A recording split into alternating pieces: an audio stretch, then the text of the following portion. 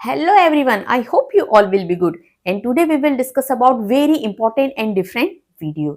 आज के इस वीडियो में हम बात करेंगे कि ग्रेड ऑफ कंक्रीट क्या होते हैं, इसकी कंप्रेसिव स्ट्रेंथ क्या होती है, इसकी यूनिट क्या होती है, इसका रेशियो क्या होता है और आरसीसी और पीसीसी वर्क में किस टाइप का ग्रेड ऑफ कंक्रीट यूज किया जाता है। तो यह सारी चीजें आज हम खत्म करेंगे एक वीडियो में। तो आपसे रिक्वेस्ट है बिना स्किप के इस वीडियो को पूरा जरूर देखें। तो welcome to my channel civil engineer Rajni Bhusare.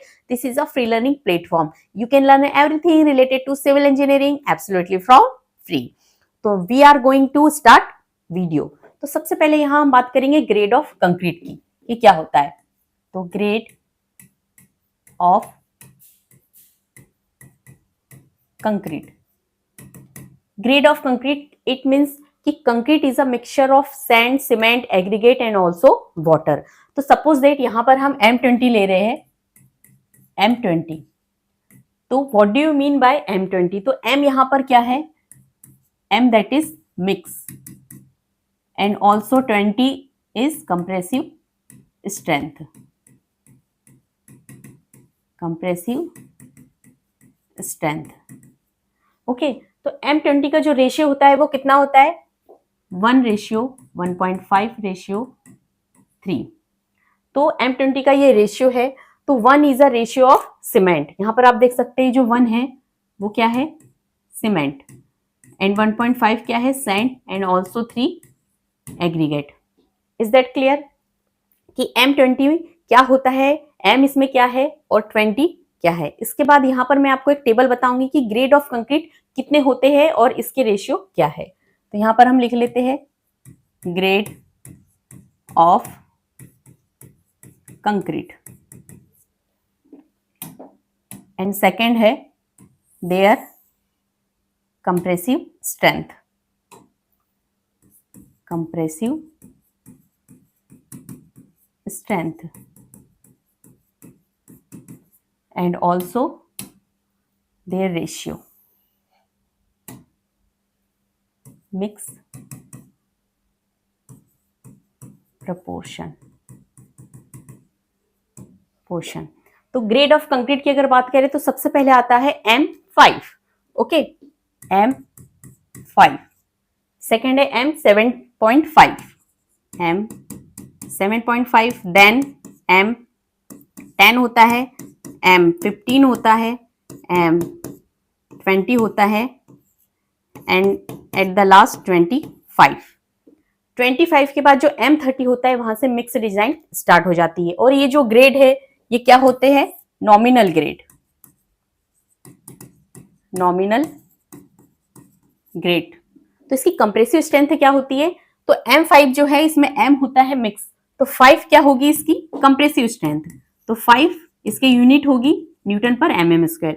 इसमें क्या होगा 7.5 newton per mm square its compressive strength, and 10 newton per mm square and 15 newton per mm square and 20 newton per mm square and 25 newton per mm square. That is compressive strength. And then है mix proportion. इसका ratio क्या होता है, तो M5 का ratio क्या होगा, 1:5:10, okay. Then M7.5 का क्या होगा, 1:4:8 एंड M10 का क्या होगा 1:3:6 एंड M15 का क्या होगा 1:2:4 एंड M20 का क्या होगा 1:1.5:3 and at the last M25 1:1:2। तो इज दैट क्लियर कि ये जो ग्रेड है इनके रेशियो ये होते हैं। तो आप देखिए कि ये जो 1 है, यहां पर आप देख सकते हैं जो 1 है ये होता है पार्ट ऑफ सीमेंट, ये पार्ट ऑफ सीमेंट होता है। तो हमेशा 1 सेम होगा। अगर आपको रेशियो याद रखना है और कोई प्रॉब्लम हो रही है तो आपको रेशियो इस तरह से याद रख सकते हैं कि 1 इसमें सेम होता है। इसके बाद आप देखिए कि जो M5 है उसमें जो 5 है और 10 है तो इसका डबल होगा। जो एग्रीगेट का सैंड जो है वो एग्रीगेट डबल हो जाएगा। सैंड कितनी है 5 है, तो यहां पर आप देखिए कि इसका डबल होगा 10। देन यहां पर सैंड कितनी है 4, तो यहां हो जाएगा 8। 3 है तो यहाँ डबल हो जाएगा 6, 2 है तो डबल हो जाएगा 4 1.5 है तो इसका डबल कितना होगा 3 एंड 1 है तो 2। इट्स सिंपल कि ये सैंड एंड ये एग्रीगेट।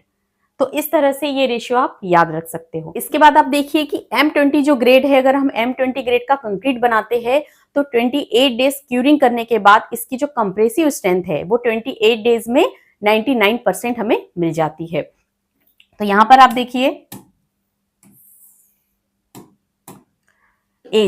एज मीन्स होगा days and their compressive strength,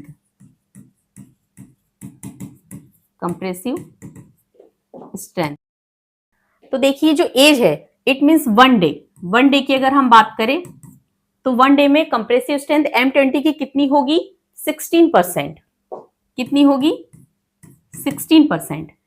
then 3 days, 3 days में अगर हम देखेंगे, 3 डेज में अगर हम देखेंगे तो इसकी कंप्रेसिव स्ट्रेंथ कितनी होगी 40%। तो 40% मिलेंगे after curing. Then 7 days, 7 days में कितनी होगी 65%, 65% हमें मिलेगी। देन 14 डेज में कितनी होगी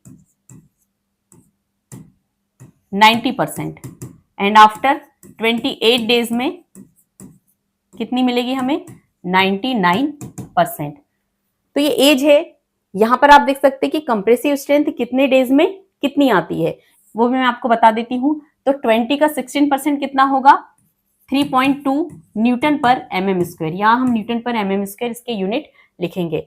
देन 20 का 40% कितना होगा 3 डेज में 8 Newton per mm square.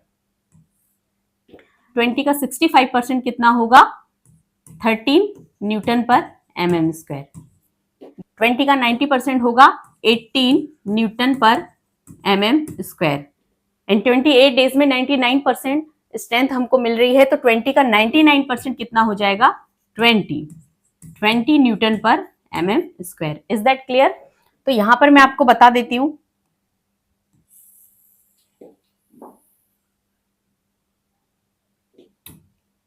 M5 and M7.5 and M10।